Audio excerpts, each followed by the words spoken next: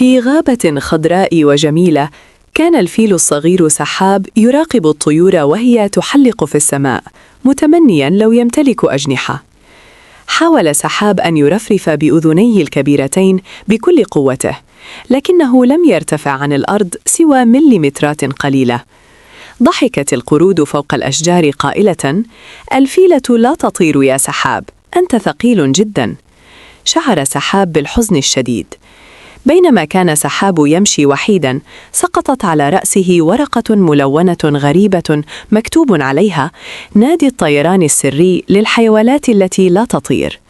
اتبع سحاب الخريطة الموجودة في الورقة حتى وصل إلى مدخل كهف مخفي خلف شلال مياه ضخم. داخل الكهف وجد سحاب مجموعة من طيور البطريق ترتدي خوذات طيران ونظارات واقية، وتحاول تشغيل آلات غريبة.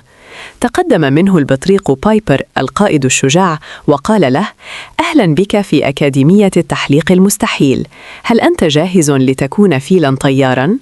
وافق سحاب بحماس، فبدأ البطاريق بتجهيزه بأدوات غريبة، منها مروحة خشبية مربوطة بظهره. في الدرس الأول طلب منه بايبر أن يركض بسرعة فائقة، ثم يقفز من فوق صخرة صغيرة. ركض سحاب وقفز، لكنه سقط على وجهه في بركة من الطين.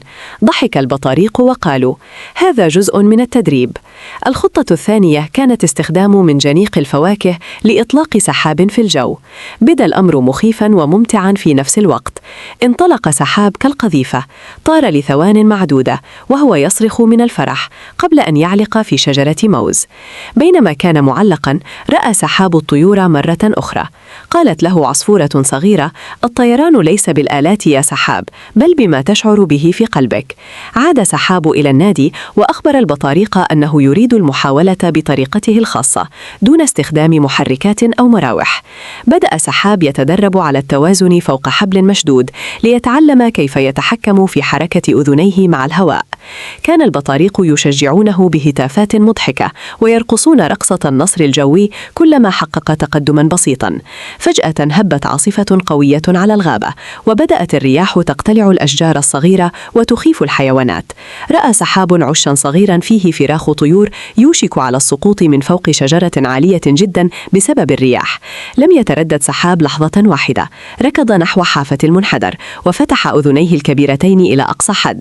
في تلك اللحظة لم يفكر سحاب في وزنه، بل فكر في إنقاذ الفراخ. فجأة حمله الهواء. كان سحاب يطير حقا، تلاعب بالرياح مستخدما أذنيه كمظلة ضخمة، واتجه مباشرة نحو العش. وصل سحاب في الوقت المناسب، وأمسك بالعش بخرطومه الطويل قبل أن يرتطم بالأرض. هبط سحاب ببطء بسلام على الأرض وسط دهشة وذهول جميع حيوانات الغابة التي كانت تشاهده. وضعت الأم طيورها في مكان آمن، ثم طارت فوق رأس سحاب وقبلته في خرطومه شكرا له. جاء القائد بايبر والبطاريق وهم يهتفون: لقد فعلتها، أنت أول فيل طيار في التاريخ. أدرك سحاب أن أذنيه الكبيرتين اللتين كان يخجل منهما هما أعظم ميزة يمتلكها. قرر سحاب تحويل نادي الطيران الفاشل إلى مدرسة سحاب للإنقاذ الجوي. بدأ سحاب يدرب الحيوانات الأخرى على كيفية استخدام نقاط قوتهم لتحقيق المستحيل.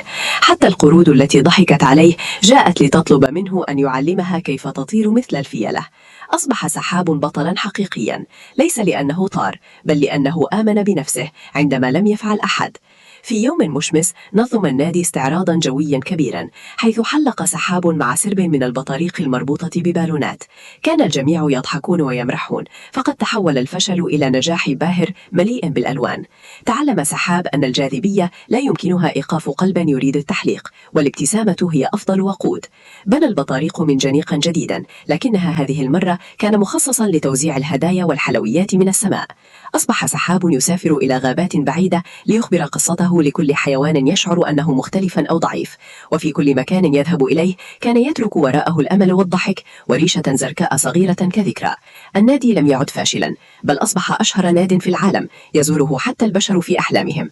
عاد سحاب إلى بيته في المساء ليرتاح في حضن أمه التي كانت فخورة به جدا.